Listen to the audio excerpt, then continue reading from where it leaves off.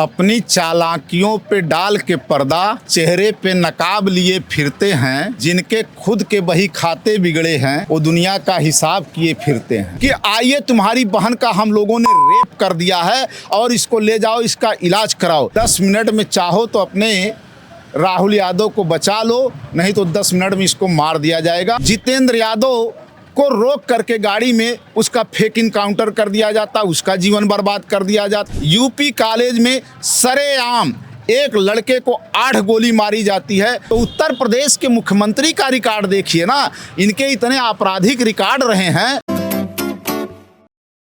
दोस्तों नमस्कार, मैं हूं बबलू और आप देख रहे हैं the freedom voice. Uttar Pradesh की सरकार जहां एक तरफ दावा करती है कि उत्तर प्रदेश में जीरो टॉलरेंस की सरकार है, अपराधी अगर एक चौराहे पर अपराध करता है तो अगले चौराहे पर यमराज खड़े मिलेंगे, उसी उत्तर प्रदेश में इस समय हत्याओं की, लूट की और बलात्कार की बाढ़ सी आ गई है।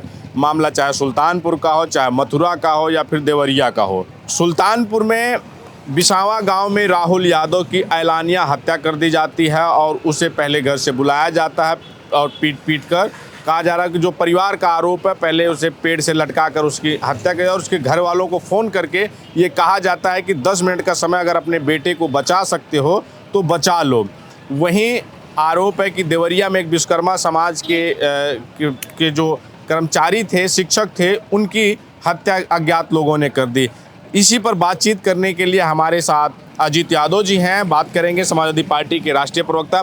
सर, जो उत्तर प्रदेश में हो रहा है, जहां बात की जा रही कि जीरो टॉलरेंस की बात, वहीं पर आज देखिए पूरे उत्तर प्रदेश में हत्याओं का दौर सा चल रहा है। चाहे वो सुल्तानपुर हो या देवरिया हो या फिर मथुरा हो, इस तरह की तमाम ऐसे होंगे। अपनी चालाकियों पे डाल के पर्दा चेहरे पे नकाब लिए फिरते हैं। जिनके खुद के बही खाते बिगड़े हैं वो दुनिया का हिसाब किए फिरते हैं। ये सरकार बात तो उत्तर प्रदेश में जीरो टॉलरेंस की करती है। सुल्तानपुर में राहुल यादव की हत्या की जाती है और अपराधी चैलेंज करके कहते हैं कि 10 मिनट में चाहो तो अपने राहुल यादव को बचा लो, नहीं तो 10 मिनट में इसको मार दिया जाएगा और उसको मार देते हैं।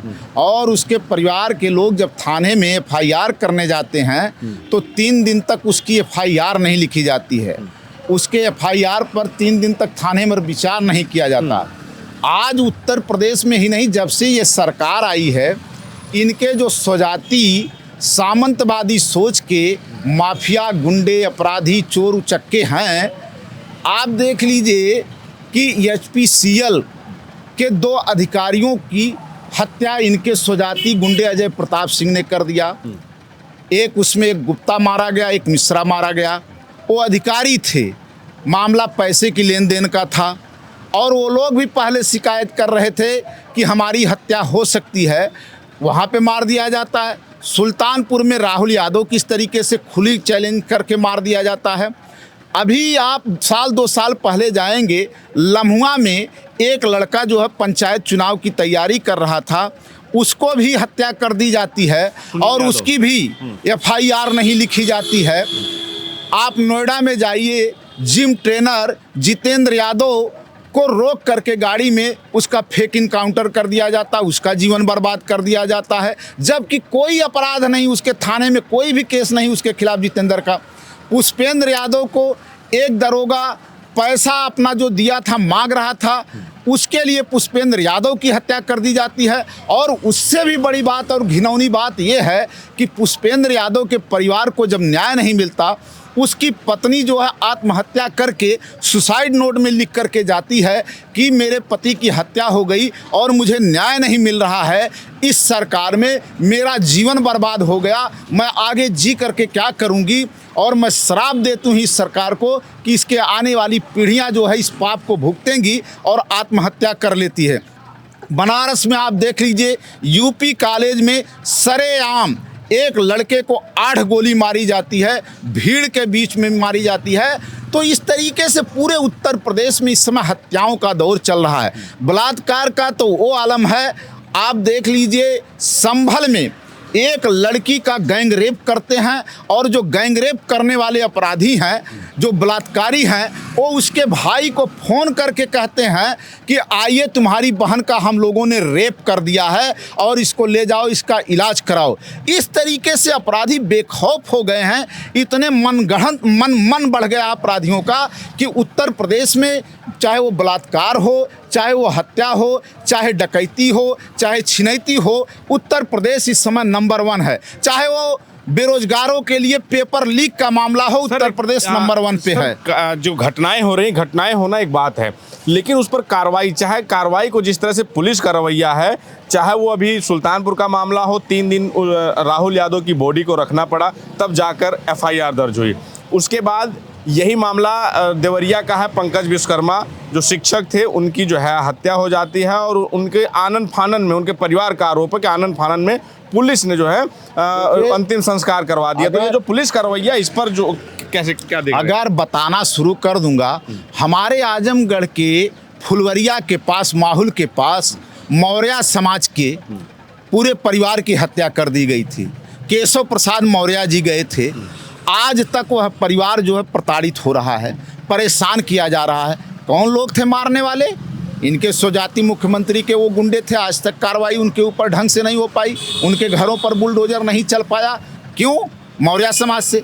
हमारे पवई थाने में संजय राजभर के ऊपर कोई केस नहीं था, केवल शक के आधार पर उसको जो है गन्ने के खेत में उसका इनकाउंटर कर दिया जाता है। और एक केस आप लोग देखे रहे होंगे कि योगी की पुलिस इतनी अपने को एडवांस दिखाती है कि गन्ने के खेत में अपराधी को घेरे हुए हैं और दरोगा के साथ जो पुलिस का सिपाही है, दीवान है, वो अपने मुंह से बोल रहा है उसके पास हथियार नहीं है, ठाए ठाए ठाए है। और क्या बात है कि फेक इनकाउंटर करने के लिए पुलिस इनकी इतनी सक्रिय हो जाती है कि जौनपुर में मंगेश यादव घर पर सो रहा था, उसको उठा लाते हैं गरीब परिवार का और ले जा करके चप्पल में ही पुलिस चली जाती है और उसका इनकाउंटर कर देती है। अखिलेश यादव जी बोल रहे हैं कि उत्तर प्रदेश में जितने फेक इनकाउंटर हुए हैं, जितना अत्याचार, अन्याय और बलात्कार हुआ है, हमारी सरकार आएगी तो सबकी जांच कराई जाएगी। ये अखिलेश यादव विपक्ष के नेता हैं। हो सकता है लोगों को लगे कि इनका आरोप लगाना काम है, लेकिन हाई कोर्ट ने, इलाहाबाद हाई कोर्ट ने बाकायदा टिप्पणी किया इस पर कि उत्तर प्रदेश में जो फेक इनकाउंटर किए जा रहे हैं, जो फर्जी लोगों को गोलियां मारी जा रही हैं, उसकी जांच होनी चाहिए। और एक केस को कोर्ट ने सामने लाइव में दिखाया, उसका फेक इनकाउंटर किया गया था, उसके पैर में गोली मारी गई थी। तो जज ने कहा कि बताओ कि पुलिस गोली कैसे मारती है तुम लोगों को। तो उसने बताया कि हम लोगों को जो है लेटा दिया जाता है, हमारे हाथ में ज़बरदस्ती कट्टा पकड़ाया जाता है, इसके बाद 10 मीटर से हमारे पैर में गोली सटा के मारा जाता है। इस तरीके से फेक इनकाउंटर किया जा रहा है। हाई कोर्ट के सामने लाइव लोगों ने देखा और बाकायदा पूरी मीडिया ने दिखाया, लेकिन इस सरकार के ऊपर जो है कोई फर्क नहीं पड़ता। जब कोर्ट ने टिप्पणी किया तो ये तानाशाह मुख्यमंत्री जानते क्या बयान देता है? कहता है कि पुलिस अगर आपराधिक गोली चलाएंगे लोगों के ऊपर तो क्या पुलिस जो है मुंह देखेगी? वो गोली नहीं चलाएगी तो क्या उनके ऊपर फूल बरसाएगी? हम कहते हैं कि जब आपके स्वजाति गुंडों की बात आती है, टॉप 10 की लिस्ट मांगी जाती है उत्तर प्रदेश में विपक्ष के नेता के द्वारा कि कौन अपराधी है, कौन अत्याचारी, कौन बलात्कारी है और कौन माफिया है, उसकी लिस्ट दो। तो आज तक उत्तर प्रदेश की सरकार उनको दे नहीं पाई माफिया की लिस्ट के जो है टॉप 10 की सीट जो है लिस्ट क्यों नहीं देती है, क्यों नहीं बताती है? कोडीन माफिया का मामला इतना चला, क्या उनके साथ रहने वाले इनके स्वजाति लोगों के घरों पर बुलडोजर चला? करोड़ों करोड़ों का जो है यहीं पर मकान बनवाया हुआ, बिल्डिंग बनवाया हुआ, महल बनवाया हुआ, क्यों नहीं इनके बुलडोजर का तेल खत्म हो जाता है? अगर पिछड़े और दलितों की हत्या होती है तो उसमें बुलडोजर नहीं कोई कार्रवाई, लेकिन वहीं कहीं अगर किसी मामले में अपराधी पिछड़ा या दलित है तो तुरंत बुलडोजर पहुंच जाता है। देखिए, एक कहावत है उत्तर प्रदेश की सरकार बैठी हुई है, बहेलिया से आप जो है अहिंसा की बात नहीं कर सकते हैं। बहेलिया जो है हमेशा शिकारी होता है, वो शिकार करता है, वो हिंसात्मक ही होता है। तो उत्तर प्रदेश के मुख्यमंत्री का रिकॉर्ड देखिए ना, इनके इतने आपराधिक रिकॉर्ड रहे हैं, तो ये इसे लोग अगर मुख्यमंत्री बनेंगे तो इनसे आप कौन से विकास की सोच की बात कर पाएंगे, कौन सी पारदर्शिता की बात कर पाएंगे? ये हर तरफ से जीरो टॉलरेंस की बात करते हैं अपने मुँह से, लेकिन खासकर टारगेट करके कुछ समुदाय के लोगों को, चाहे वो यादव जाति का हो, चाहे वो पिछड़े समुदाय का हो, चाहे मुस्लिम समुदाय का हो, चाहे दलित और आदिवासी हो। आज जो थानों में इस तरीके से हो रहा है, जब कोई भी किसी के खिलाफ जो है आदिवासी, दलित, ओबीसी, मुस्लिम समुदाय का लोग एफआईआर कराने जाते हैं तो ये अपने थानों के रिकॉर्ड को मेंटेन करने के लिए और दिखाने के लिए कि हमारे थाने में सबसे ज़्यादा कम अपराध हुए, सबसे कम बलात्कार हुए, इसलिए इन समुदाय के लोगों को, इस समाज के लोगों को मार पीट करके, गाली गलौज दे करके, बेइज्जत करके भगाने का काम कर रहे हैं। और जो थानों में इनके स्वजाति, सामंतवादी सोच के लोग बैठाए गए हैं, मनुवादी सोच के लोग जो बैठाए गए हैं, वही एक कृत्य कर रहे हैं, इसीलिए किया जा रहा है ये सर। लेकिन एक समय और ये भी था कि अगर एक घटना हो जाती थी, कोई हत्या हो जाती थी, कोई बलात्कार, रेप जैसी जब घटना होती थी उत्तर प्रदेश में, तो उत्तर प्रदेश के उस समय मुख्यमंत्री अखिलेश यादव होते थे, तो टीवी चैनलों पर उसका अखिलेश यादव का फोटो लगाकर और उनसे जवाब मांगा जाता था और लंबी लंबी डिबेट होती। लेकिन आज जिस तरह से हत्या का जिस तरह से माहौल दौर सा एक चल रहा है हत्याओं के बावजूद, उसके मीडिया में कोई कवरेज नहीं, मीडिया में कोई सरकार से सवाल नहीं, बल्कि उल्टे दिखाया जाता है कि एक्शन लेने वाले हैं योगी। देखिए, जो मेन स्ट्रीम की मीडिया है वो विज्ञापनों पे चलती है। और आप अभी एक आंकड़ा आया, हम पढ़ रहे थे, बात लंबी हो जाएगी। आज सारे की सारी मीडिया जो है, लोग सोशल मीडिया अगर ना होता तो इस मीडिया को ही देखते। आज मीडिया जो है, सारे के सारे जो मीडिया घराने के पूंजीपति हैं वो घाटे में चल रहे हैं। विज्ञापनों से उनकी जो है मीडिया चलती है।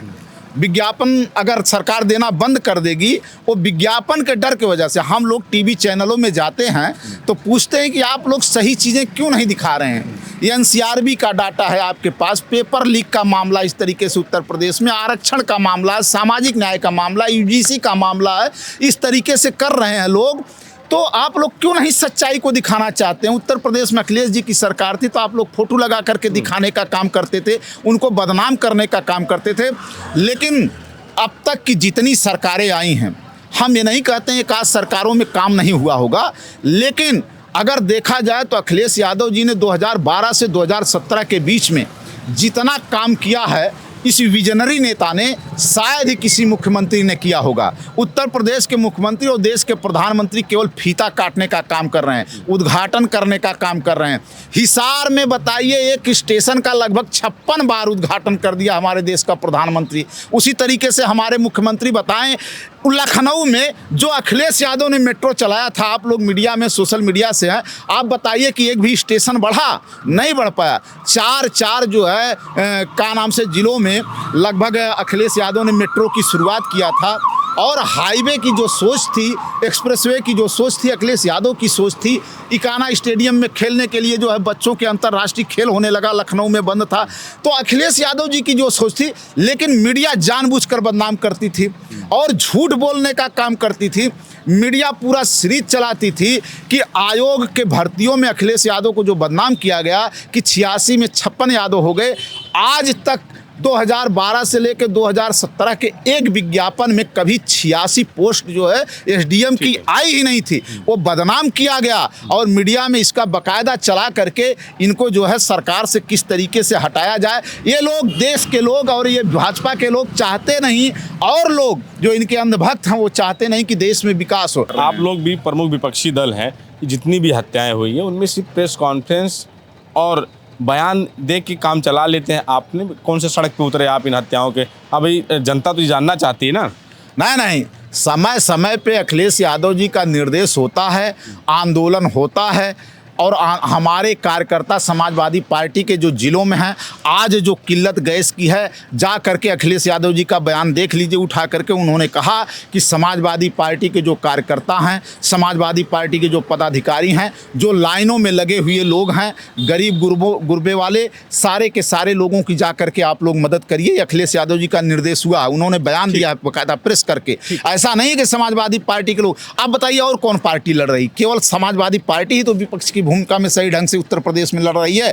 चाहे जिस मामले पे हो, तो अखिलेश यादव जी तो आवाज़ उठाते हैं और हम बीच बीच में आंदोलन भी करते हैं, इनसे लड़ते भी हैं। कोई मुद्दे आते हैं और अखिलेश यादव खुद जो है भेजते हैं अपना प्रतिनिधि जो है जा करके कि देखिए कि उसके साथ अन्याय न होने पाए। आर्थिक मदद भी करते हैं और जो मदद हो सकता है पार्टी कार्यकर्ताओं से भी कराने का काम करते हैं। ठीक है, बहुत धन्यवाद।